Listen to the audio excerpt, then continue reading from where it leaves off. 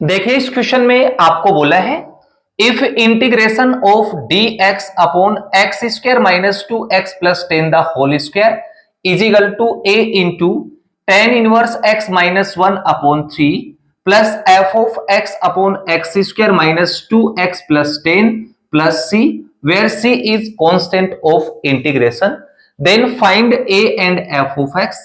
तो आपको a और f ऑफ x की वैल्यू को फाइंड आउट करना है, ठीक है।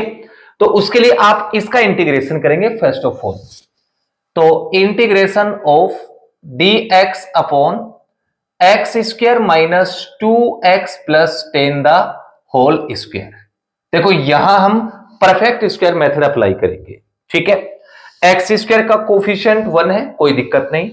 एक्स का कोफिशिएंट 2 का हाफ क्या होगा 1 और 1 का स्क्वायर 1 को ऐड करेंगे और सबट्रैक्ट करेंगे। तो integration of dx upon x square minus 2x 1 को ऐड किया और ये मैंने 1 को सबट्रैक्ट कर दिया और इस कंप्लीट का होल स्क्वायर, ठीक है। अब देखो x square minus 2x plus 1 x minus 1 का होल स्क्वायर बन गया। तो integration of dx upon x minus 1 का होल स्क्वायर प्लस 10 माइनस 1 9 जिसको लिख देंगे 3 का स्क्वायर और इस कंप्लीट का होल स्क्वायर। अब हम यहां सब्स्टिट्यूशन मेथड अप्लाई करेंगे। क्या सब्स्टिट्यूट करेंगे आप? देखो x माइनस 1 को आप x मान लो और 3 को आप a मान लो, तो आपके पास आ रहा है x square plus a square. उस कंडीशन में हम x is equal to a tan theta put करते हैं। तो आप इसमें x माइनस 1 के इक्वल में a क्या है 3, तो 3 tan थीटा पुट करेंगे, ठीक है। तो put x minus 1 is equal to 3 tan theta. अब इसका डेरिवेटिव करेंगे x के रिस्पेक्ट में। x माइनस 1 का डेरिवेटिव dx हो जाएगा और इसका 3 sec square theta d theta. अब ये वैल्यूज इसके अंदर पुट कर दो। तो integration of 3 sec square theta d theta और अपॉन में x माइनस 1 का होल स्क्वायर, तो इसका स्क्वायर हो जाएगा 9 tan स्क्वायर थीटा प्लस 3 का स्क्वायर और इसका होल स्क्वायर। अब आपको क्या करना है, अंदर से 9 को कॉमन लेना है, बाहर क्या आएगा 9 का स्क्वायर 81। तो हमारे पास आ जाएगा 1 अपॉन 81। 3 को भी बाहर ले लो तो 3 अपॉन 81 आ जाएगा। ऊपर आ गया sec square theta d theta और अपॉन में tan स्क्वायर थीटा प्लस 1 का होल स्क्वायर। अब 3 से 81 कट गया 27 टाइम। ऊपर है आपका sec square theta d theta upon में 1 plus tan square theta sec square theta और उसका होल स्क्वायर हो जाएगा sec the power 4 theta.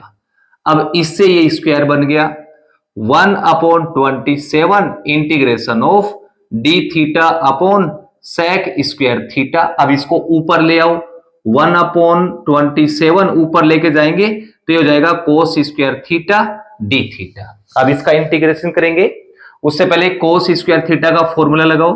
1 upon 27 इसका फॉर्मूला होगा 1 प्लस cos 2 थीटा अपॉन 2 को बाहर ले लो, ठीक है, और इंटू में d थीटा। अब इसका इंटीग्रेशन करेंगे तो ये आ जाएगा 1 upon 54।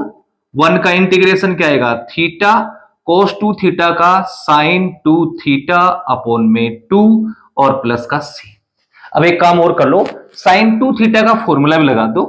1 upon 54 theta plus sin 2 theta का formula 2 sin theta cos theta और अपॉन में 2 और प्लस का c। 2 से 2 आपका कैंसिल। अब आपको क्या करना है, sin थीटा और cos थीटा की वैल्यू निकालनी है। वो कैसे निकालेंगे? देखो आपने यहां x minus 1 is equal to 3 tan theta लिया है, तो अगर मैं tan थीटा की बात करूं तो आपके पास आ जाएगा x माइनस 1 अपॉन 3 और tan theta is equal to क्या होता है परपेंडिकुलर अपॉन बेस। तो आप पाइथागोरस थ्योरम लगाकर हाइपोटेन्यूज को फाइंड आउट करेंगे। ये मैंने थीटा लिया तो परपेंडिकुलर x माइनस 1 3 इसका बेस हो जाएगा, तो पाइथागोरस थ्योरम से इसका हाइपोटेन्यूज आ जाएगा एक्स स्क्वायर माइनस का 2x प्लस का 10। क्लियर? अब इसमें वैल्यू पुट करते हैं, तो 1/54, थीटा की वैल्यू भी पुट कर दो। थीटा की वैल्यू क्या होगी यहां से निकाल लो, tan इनवर्स x माइनस 1/3, ये आपके पास आ गई थीटा की वैल्यू। और उसके बाद plus sine theta, sine theta की वैल्यू क्या होगी, परपेंडिकुलर अपॉन हाइपोटेन्यूज, परपेंडिकुलर है x माइनस 1, हाइपोटेन्यूज है under root x square minus 2x plus 10।